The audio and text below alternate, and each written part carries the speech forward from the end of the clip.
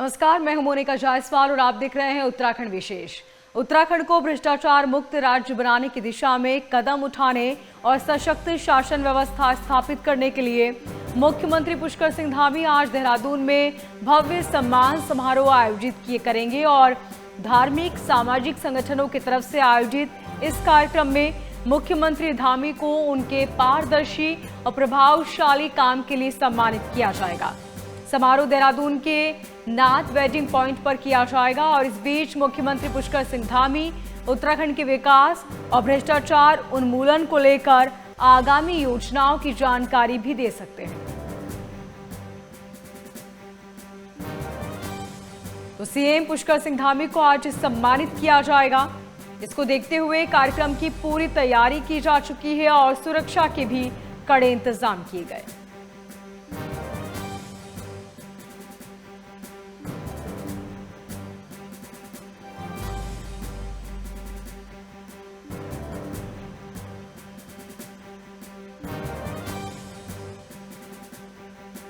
उत्तराखंड को भ्रष्टाचार मुक्त बनाने के लिए सीएम धामी को सम्मानित किया जाएगा। धार्मिक सामाजिक संगठन आज सीएम धामी को सम्मानित करेंगे।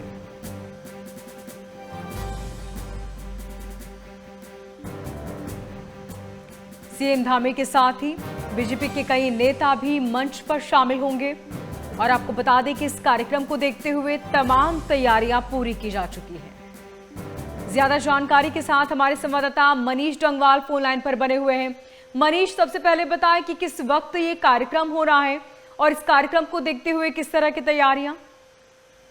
देखिए, बिल्कुल मुख्यमंत्री पुष्कर सिंह धामी का जो सम्मान समारोह होना है 12:30 बजे उसका समय निर्धारित किया गया और 12:30 बजे मुख्यमंत्री पुष्कर सिंह धामी कार्यक्रम में पहुंचेंगे।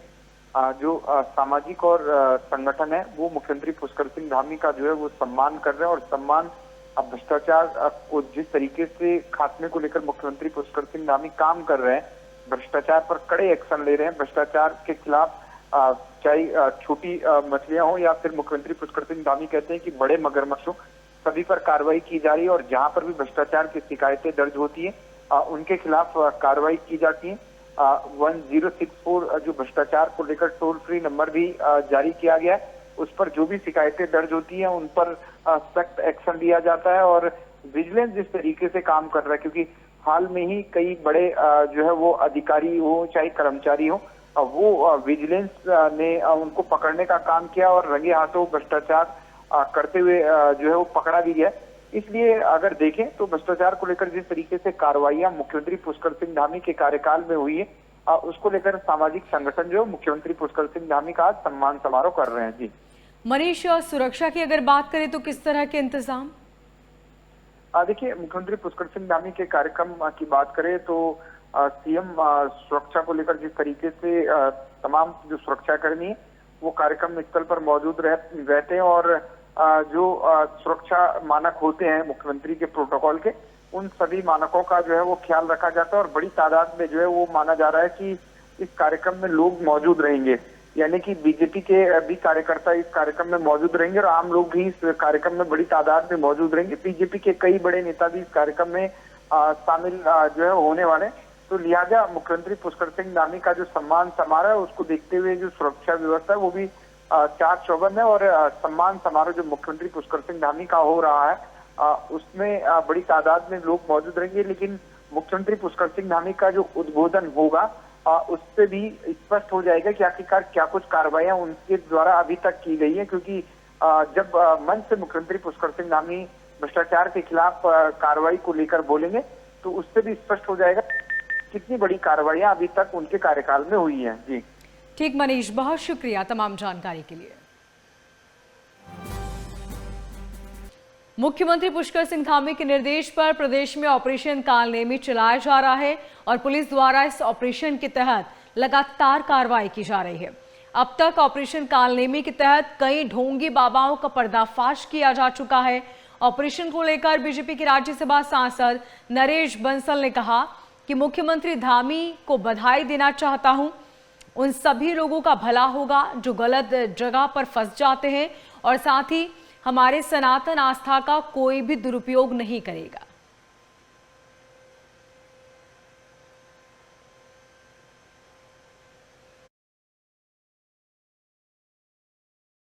ऑपरेशन कालनेमी देवभूमि में माननीय मुख्यमंत्री जी के द्वारा चलाया गया। मैं उसके लिए माननीय मुख्यमंत्री जी को बहुत बधाई देता हूं। इससे जो फ्रॉड करने वाले भोले भाले लोगों को बहका करके पैसा ऐंठने वाले विभिन्न छद्मवेशी विभिन्न प्रकार के रूप धर करके जो श्रद्धा और आस्था का नाजायज फ़ायदा उठाते हैं, उनकी धरपकड़ होगी और आस्थावान लोगों की आस्था भी बची रहेगी और फ्रॉड करने वालों को सजा भी मिलेगी। ऑपरेशन कालनेमी के तहत उत्तराखंड पुलिस जहां कई फर्जी बाबाओं के खिलाफ कार्रवाई कर रही है, सरकार की तरफ से चलाए गए ऑपरेशन पर कांग्रेस के प्रदेश उपाध्यक्ष सूर्यकांत धस्माना ने अपनी प्रतिक्रिया दी। उन्होंने कहा कि सरकार को इस पर विशेष सत्र बुलाना चाहिए।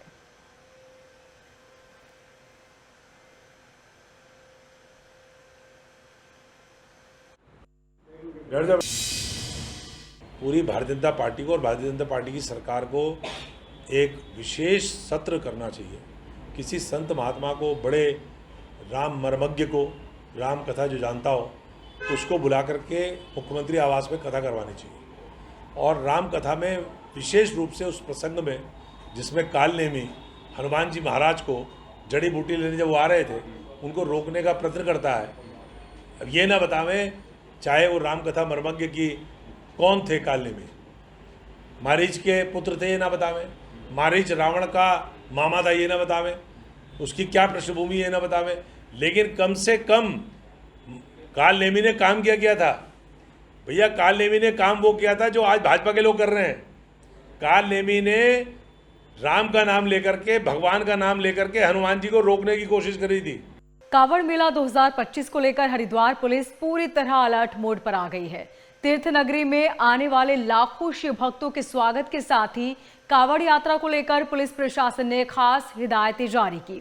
हरिद्वार के एसएसपी प्रमेंद्र सिंह डोभाल ने स्पष्ट शब्दों में कहा कि तय मानकों से बड़ी यानी कि ओवरसाइज कांवड़ लेकर आने वालों पर सख्त वैधानिक कार्रवाई की जाएगी।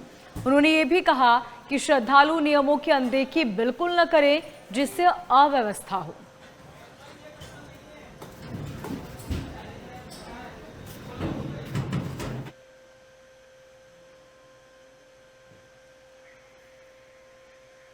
और ज्यादा जानकारी के साथ हमारे संवाददाता विकास फोन लाइन पर बने हुए हैं। विकास, सबसे पहले बताएं कि एसएसपी ने आदेश जारी किए, इन आदेशों में क्या क्या कहा गया है, वो कौन सी चीजें हैं, वो कौन सी बातें जिनका कांवड़ियों को खास ध्यान रखना होगा?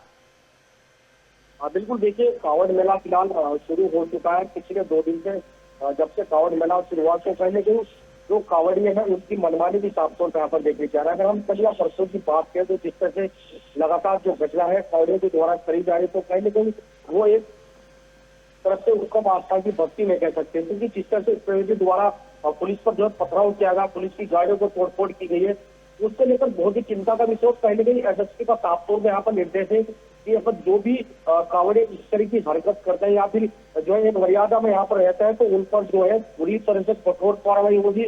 हालांकि जो कांवड़े डीजे लेकर मेरे साथ चले हैं, उनका साफ तौर पर एसएसपी का निर्देश है कि 10 फीट से ज्यादा जो डीजे की ऊंचाई भी नहीं रहेगी। इसके साथ साथ ही जो कांवड़ है उसकी भी जो अगर हाइट की बात करें तो उसकी भी हाइट साफ तौर पर एसएसपी के द्वारा 10 फीट की रखी गई है। इसको लेकर अगर जो भी कांवड़िया मनमानी करता है तो कहीं न कहीं कठोर कार्रवाई ऊपर की जाएगी, दंडात्मक कार्रवाई यहाँ पर की जाएगी। तो ऐसे में जो जिस तरह से लगातार बवाल अब तक हरिद्वार में देखा गया है, क्योंकि जो कांवड़िया वो लगातार हरिद्वार पहुंचकर मनमानी कर रहे हैं, वो कांवड़ पटरियों पर ना जाकर वो जो हाईवे पे जो है चलने के लिए साफ तौर पर जिद पड़े हुए हैं। लेकिन हरिद्वार पुलिस और आरएफ की टीम पूरी तरह से उनको जो समझाने में लगी। लेकिन कुल मिलाकर अगर बात करें तो लगातार अलग अलग जगह की जो तस्वीर साफ तौर से सामने आई है कल पूरे दिन की, जिसको लेकर एसएसपी हरिद्वार और डीएम के द्वारा बैठक की गई है, तो कहीं न कहीं अधिकारियों को कुछ दिशा निर्देश दिए गए हैं ताकि जो है पुलिस भी साफ तौर पर संयम बनाए रखे। कहीं न कहीं इस तरह की जो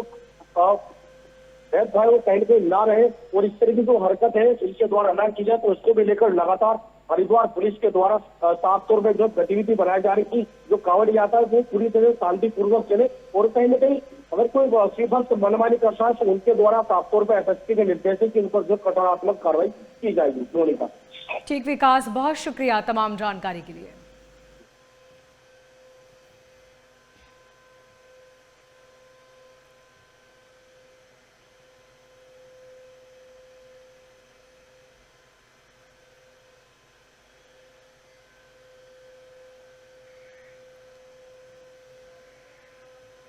वहीं बीसीसीआई उत्तराखंड में अपना एक और इंटरनेशनल स्टेडियम बनाने जा रहा है। इसको लेकर इन दिनों तैयारियां तेज हैं। बीसीसीआई अगले 1 साल में 30,000 सीटिंग कैपेसिटी वाले इस स्टेडियम को बनाकर तैयार करने का लक्ष्य रखा गया है।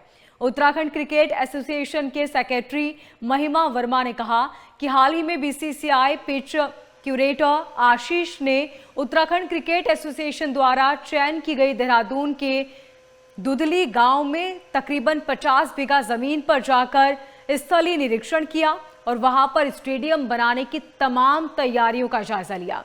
उन्होंने कहा कि बीसीसीआई और उत्तराखंड क्रिकेट एसोसिएशन मिलकर देहरादून के दुधली गांव में शहर का तीसरा इंटरनेशनल स्टैंडर्ड का क्रिकेट स्टेडियम बनाने जा रहे हैं। इसके लिए 50 बीघा भूमि का चयन भी किया गया।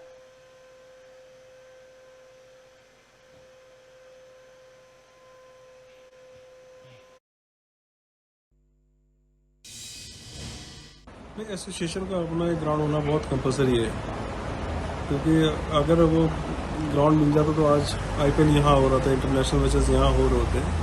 हालांकि सरकार का कॉपरेशन है, उनका भी कुछ अपनी टेक्निकली या लीगलिटी जो भी होगा तो मैं तो कहता कि सरकार का कॉपरेशन तो है। हमारा ये है कि हम चाह रहे हैं कि इसको नेक्स्ट सीजन का एटलीस्ट बीसीसीआई का डोमेस्टिक जो मैचेस होते हैं वो होल्ड कर ले। इससे होता है कि हमारे पास ना फिर बड़े मैच मिलने लगते हैं। अभी आप देखो कुछ जूनियर लेवल के वुमेन्स का मिलता है, तो हम उम्मीद कर सकते हैं सैयद मुश्ताक अली हुआ या T20 हुआ और विजय जारे हुआ, ये मिल जाएंगे। 3 ग्राउंड आपको बस अच्छे हो जाएंगे ना, ईश्वर की जगह है और स्टेडियम और अपना ये जो बनता नया, ये जो कैंप स्टैंड की प्रॉपर्टी ज्यादा बढ़ जाती है। तो कई फिर अपना ग्राउंड होता है तो बच्चों को रेगुलर प्रैक्टिस से खुला रहता है वो ग्राउंड, जो डिप्राइव चल रही चीजें।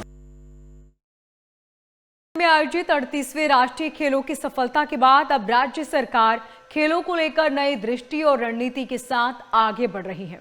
मुख्यमंत्री पुष्कर सिंह धामी ने राज्य के खिलाड़ियों को निरंतर उच्च स्तरीय प्रशिक्षण और सुविधाएं उपलब्ध कराने के लिए राष्ट्रीय खेलों के बीच निर्मित और उत्पन्न किए गए खेल ढांचे को प्रभावी उपयोग सुनिश्चित करने के लिए मुख्य सचिव को निर्देश दिए। मुख्यमंत्री ने कहा कि 38वें राष्ट्रीय खेल केवल एक आयोजन नहीं बल्कि उत्तराखंड की खेल यात्रा में ऐतिहासिक मोड़ सिद्ध हुए हैं।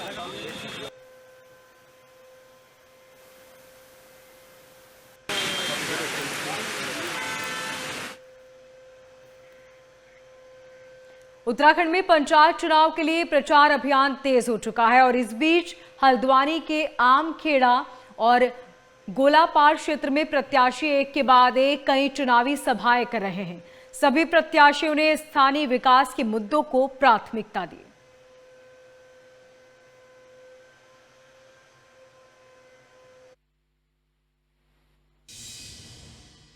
संपर्क से मुझे बहुत अच्छा मिल रहा है, जहाँ भी जा रही हूँ बहुत अच्छा संपर्क देखने को मिल रहा है। बहुत अच्छा बढ़िया लग रहा है मुझे घूमते हुए। लोगों की मेरे प्रति दिनचर्या इतनी अच्छी, इतनी लोग इंतजार कर रहे हैं कि कब आएंगे हमारे प्रत्याशी, कब आएंगे प्रत्याशी। मुझे तो बहुत खुशी हो रही है कि वो इतना लोगों के दिलों में हमारे लिए इतनी जगह है, इतनी जगह बनाई है लोगों की। गौशालाओं के प्रति रोड है, लोगों की बहुत सारी ऐसी दिक्कतें हैं। गौशाला हैं, रोडें हैं, जैसे टैंकी है, पानी की समस्या है, नहर की समस्या है। जी देखो, पहले मैं पूरी क्षेत्र पंचायत सदस्य रहा, वर्तमान में वाइफ ग्राम प्रधान नहीं। और हम जो जनसमर्थन के लिए अपने प्रत्याशी के लिए मेरी वाइफ ग्राम प्रधान पूर्व रही और जिला पंचायत की इस समय दावेदार है। और मैंने देखा हम गांव में ये भी देख रहे हैं कि क्या क्या समस्याएं गांव के अंदर हैं। जैसे अभी देखो आवारा पशु, बेजवान पशुओं को लेकर बहुत बड़ी समस्या यहाँ पर होने जा रही है और हमने कई बार आंदोलन किया और हमारा प्रयास रहेगा कि क्षेत्र के प्रति एक ऐसी भावनाओं को लेके एक संघर्ष करेंगे। और मुझे विश्वास है अपनी जनता पर, क्योंकि हमने संघर्ष बहुत किए और आगे भी करते रहेंगे। वहीं उत्तराखंड को नशा मुक्त बनाने के लिए चलाए गए ड्रग्स फ्री देहरादून मिशन के तहत अब चंपावत में पुलिस ने बड़ी कार्रवाई की है। यहां नेपाल सीमा से सटे क्षेत्र में चेकिंग अभियान के बीच 5 किलो नशीला पदार्थ बरामद किया गया। पुलिस ने एक महिला को गिरफ्तार किया, जिसके कब्जे से नशे की एक बड़ी खेप बरामद हुई। महिला को पुलिस टीम ने बैग लेकर नहर की तरफ भागते देखा, जिसे रुकवाकर टीम ने तलाशी ली और नशे की बड़ी खेप बरामद की।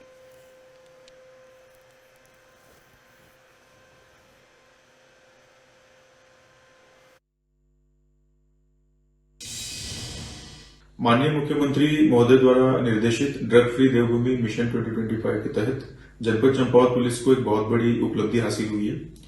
आज सुबह एक मुकदमा पंजीकृत करते हुए 5 किलो 688 ग्राम एमडीएमए अथवा एमडी ड्रग का सीजर हुआ है, जिसमें एक महिला के कब्जे से यह सीजर हुआ। वो महिला जिसका नाम ईशा कुमार है, जो गढ़ीकोट बनबसा की रहने वाली है, उसको अरेस्ट किया गया है। कुछ दिन पूर्व महाराष्ट्र पुलिस की टीम ने पिथौरागढ़ पुलिस टीम के साथ मिलकर थल पिथौरागढ़ में एक क्लैंडेस्टाइन लेबोरेटरी को बस्ट किया था। एक क्लैंडेस्टाइन लेबोरेटरी के बस्ट होने के बाद माननीय आईजी महोदय द्वारा दोनों जनपदों की पुलिस टीमों का गठन कर उनको ये आदेश दिया गया था कि इसमें जितने भी लोकल सस्पेक्ट्स है, लोकल इन्वॉल्वमेंट है, उसके बारे में सूचना संकलित की जाएगी और उनके ऊपर कार्रवाई की जाएगी।